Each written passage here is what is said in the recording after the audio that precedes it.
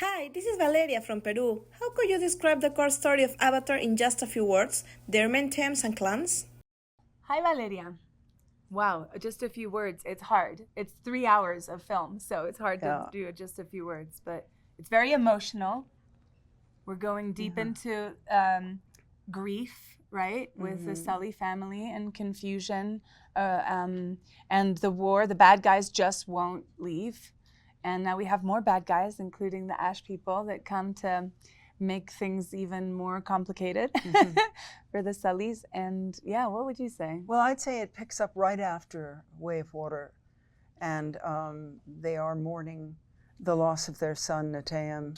And one of the focuses, interestingly, because it's a blockbuster, but Jim Cameron has certain themes he really cares about, very intimate themes, like how each person processes grief in their own way, and how the kids certainly process it in a different way than the parents, and also all hell breaks loose pretty soon, and I think the adults and children are separated, and the kids have to sort of make it on their own, have to stop squabbling and kidding around, and kind of learn to rely on each other and encourage each other and lead each other. And of course, there's another big complication, because there is a group of Na'vi called the Ash who don't believe in Ewa and actually want to get rid of all of us. So that we've never experienced before. Yeah.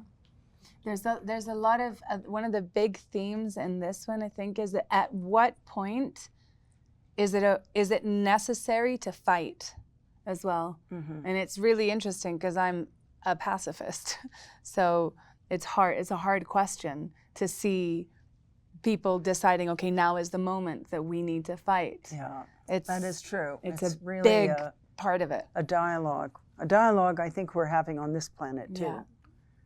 So. Hi, I'm Gabriela from Colombia. What is the main conflict in this new film? Does the human versus Na'vi tension continue? The sky people come back. There is very little interim for us to enjoy peace and mend our wounds. And so immediate challenge there, and the Ash clan, led by the incredible and unstoppable Varang, is a completely new part of this story, and it's kind of, although I'm afraid she's quite violent, but it's so great for our story because the unimaginable has happened. We've actually come across a clan that does not believe in Ewa, and that for various important reasons of their past, they don't like other Na'vi either. Although I think that they do believe in Ewa, they've just turned their backs. They've just renounced, and they've gone, Ewa is a thing of the past, it's for weak people. We have found a bigger, better power. Which is what? The fire. Hi, I'm Claudio from Chile. Will the younger generation play a bigger part in the story? Yes.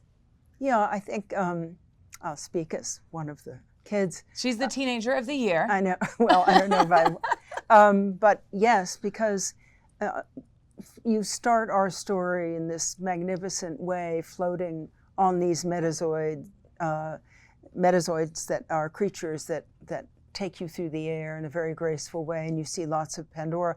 However, very quickly, because of Varang, played so wonderfully by Una, all hell breaks loose, and the kids are on their own, and the parents are they have other problems to deal with. They can't come and save us like they usually do, and the kids have to rely on themselves. Yeah. And very much, I think, for my character, Kiri, I think she's always filled with kind of angst about, she doesn't know who she is, why these things happen to her, why she can do them. Suddenly there's no time to have angst. You just have to follow your instincts and follow the messages you're getting from the environment, and do things that would have been imaginable to her, unimaginable to her in an earlier story. Yeah. Hello, I'm Agustina from Argentina. Why is it so important to watch it on the big screen and in 3D? Agustina de Argentina. This film, in my opinion, is the deepest of the three. It's like it's so much more complex, it's so much more emotional, it's so much funnier and more devastating. And it, for me, it's like the more you can immerse yourself in the story, in the world, in the realm, to the point where you almost forget what the outside world looks like, the more the really core messages in the heart and the values and the real questions actually of this film can seep into your heart. And I think the questions that we are asking in this film, that James Cameron is asking with this film, that he's putting to us as a species, are really important right now. So the more those questions can permeate our being, the better. And 3D, popcorn, pee before you go, very important. And go with your family and go with your friends, like make it a thing, and talk about it afterwards, or Yeah, absolutely. I mean, it's a 5-course meal. It is probably the most satisfying. Yeah. One of the most satisfying movies I've ever seen. You're flying, you're diving, you're swimming, and you're part of these discussions about, is it time to go to war, but we're pacifists? It's so many issues that we are struggling with on our planet resonate very strongly through these scripts, and especially in this one, I think.